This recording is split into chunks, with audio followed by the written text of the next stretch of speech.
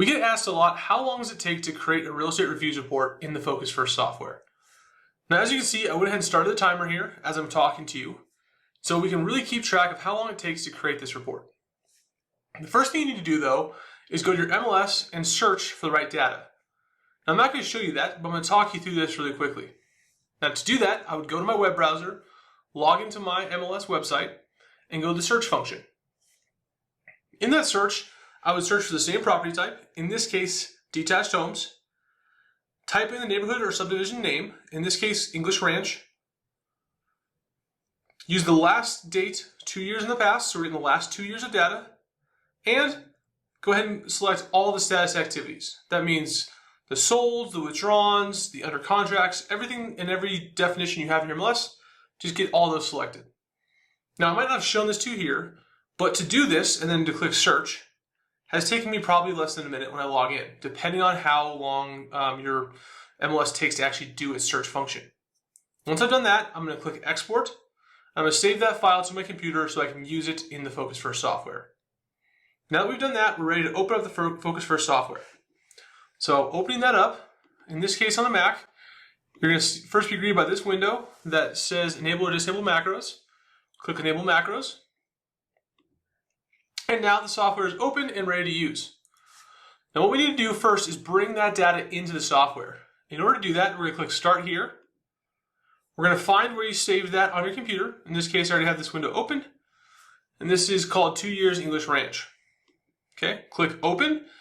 And now your first question you have to answer yourself is this correct? Okay, this subdivision or sub-area label is automatically populated from your data, but sometimes it doesn't come in the way you want it to. In this case, we're already good to go. If it's not, you would just change that. Same thing with the city here as well. Now click Done, and after a couple seconds, you'll notice we're here, and let me zoom out just so you can see, your real estate review report is finished.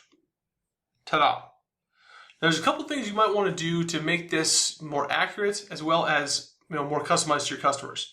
So I'm including that. Let's pull this back up here in this time. So far, we've hit about 2 minutes of time. So let's see how long it takes us to add some customization and get a little bit more accurate with this graph here.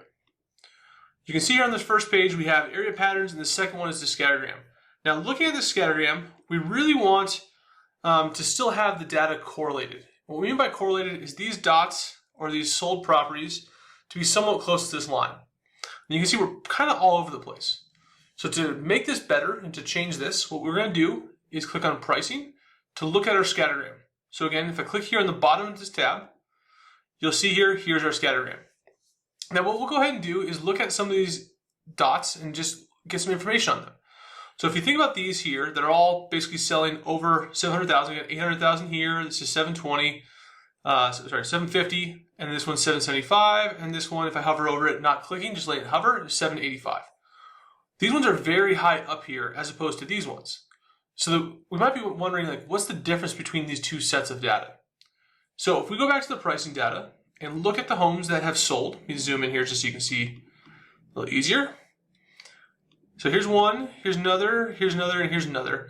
So what do these homes have that sold so much higher than the other homes? Well, if we go back and look, one thing that kind of jumps out to me as I look at this sheet is the finished square feet is very close to, if not exactly the same as your total square feet, and is significantly larger than some of these other ones. So for example, this total square foot is 3,400, this one's 2,000, this one is 3,000, this one's 3,700. If I go down to other over 3,000 finished square feet, guess what? We're right back here in the over 700s. So what that tells me is the finished square foot of this is really grouping these ones together, whereas if we look at the ones that are below the line, you're going to start seeing differences such as this one here, which is 1,900 square feet out of a 3,800 total. Now, I can see this just by looking at this, or you could always just do by trial and error. They kind of go about the same speed. But one of the first things we want to do, if we are correlated, meaning we're going up into, if we're correlated but not strongly, meaning the trend line is going up to the right, but the dots are not very close to the line, I want to look at this maybe with some other options for variables. In this case, because we know that these are all over 750 if they have higher finished square feet, I want to look at that pricing scattergram But I want to look at it. Instead of using total square feet as my scattergram option here, I'm going to try finished square feet and see what that does. So let's go ahead and do that. I'm going to keep both just for a good reference here. Oh, would you look at that? This is significantly better correlation. The dots are a lot closer to this line, except for this little guy. Now, we can leave it just like that, but we don't want to really leave a giant question mark in our minds or potentially our customers' minds of why is this one so much lower. So again, hovering over this, you can see that this sold for $575. Well, we come back here and we look at the one that sold for $575 and look at some of the information on that. Now, this one again is lower square foot finished, but that shouldn't make it off the line now because we already have accomplished that by changing that data point or that x-axis. But one thing that really jumps out is this is built in 2005 while the rest are built in the 90s, kind of late 90s. So if you needed to, and if you didn't have any kind of expertise on the area, you would go back, look at some MLS sheets and try and figure out what's going on really quickly.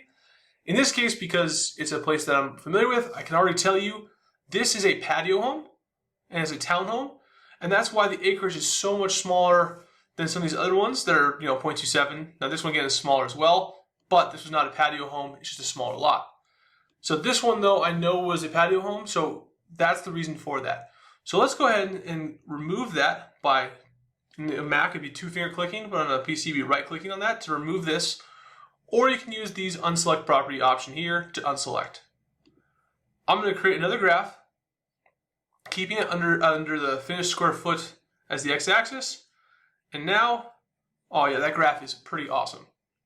So I want this graph on my real estate review. So to put this in my real estate review, I simply am going to click this Add to RER button. And this just works as long as you have a scattergram open, it'll add it. So if you're showing a scattergram and you click that button, you'll get this warning box saying, are you sure you want to put this in the real estate review? I want to say yes.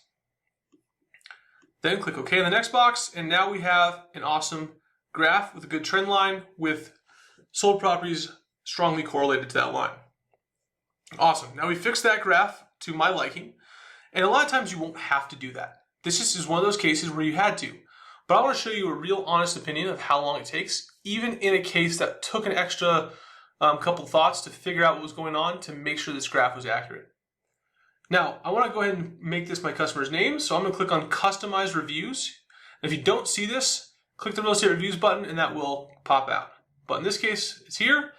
So I'm going to go ahead and bring this to the center just to make it a little easier.